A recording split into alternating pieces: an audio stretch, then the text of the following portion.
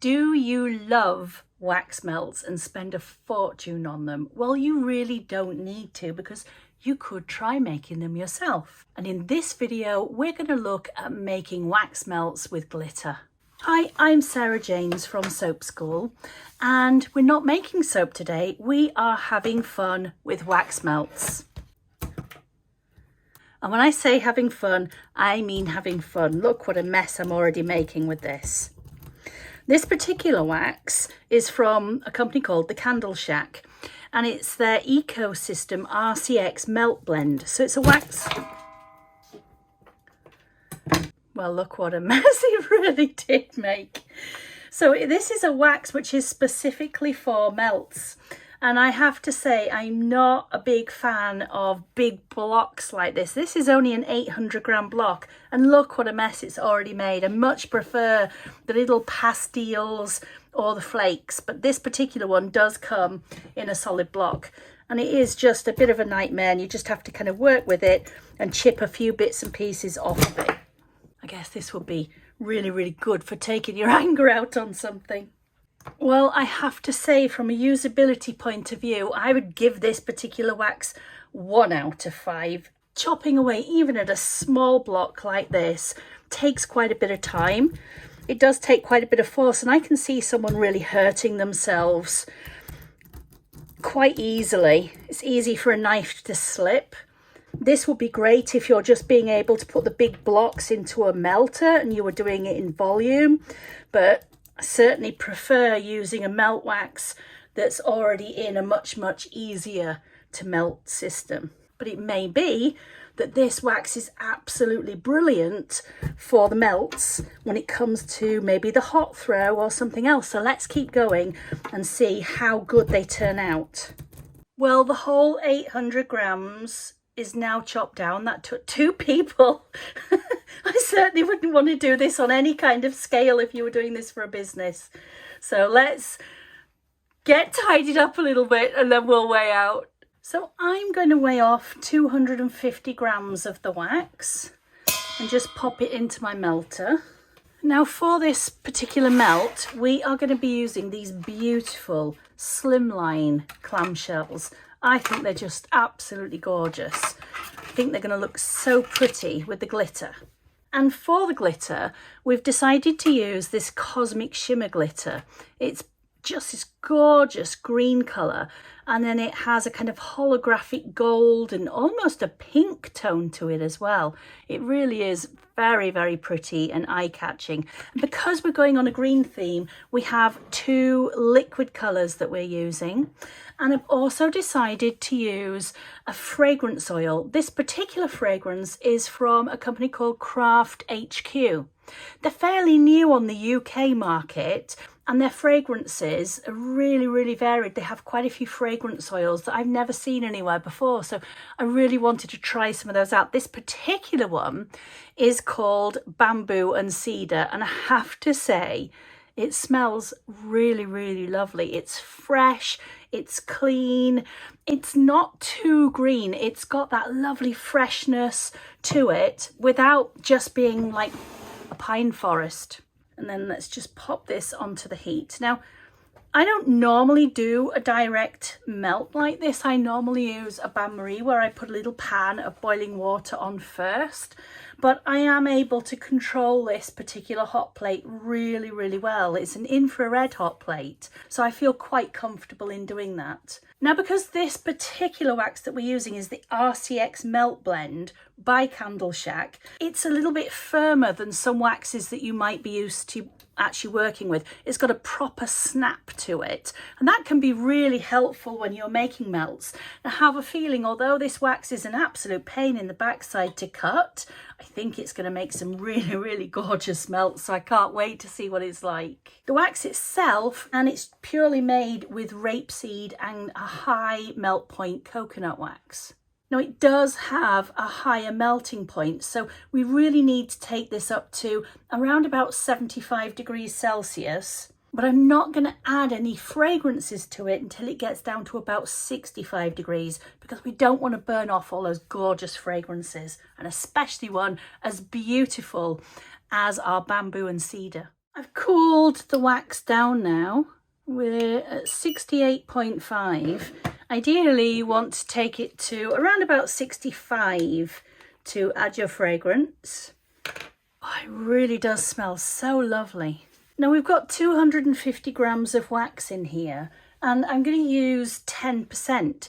Now, an interesting thing was when I went to the website for this particular wax, it didn't say how much fragrance this particular wax would hold. So I'm having to kind of guess a little bit, and I just went with the same amount as this wax in container form. I'm sure it will be pretty much the same, and they suggest to use 8 to 10%. It already smells absolutely stunning.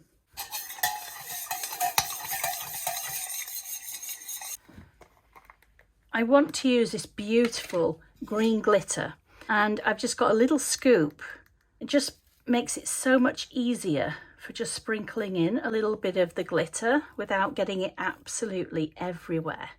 And you ever have too much glitter in your life? So we actually only used half a scoop to do 5 of them. And that's a really, really tiny scoop. So your glitter's going to go a long way. I'm going to add a little bit of candle dye. Let's just start with a couple of drops and see where we land. That's going to be super pale. I definitely want some more in there. I need to check that the temperature is lower before we actually start to pour. And they suggest that the best temperature to be pouring this wax is between 45 and 55 degrees Celsius. And that's exactly what we've got. We're at 54.4, which is 129.9 Fahrenheit. So we're at a great temperature range for us to actually pour this now.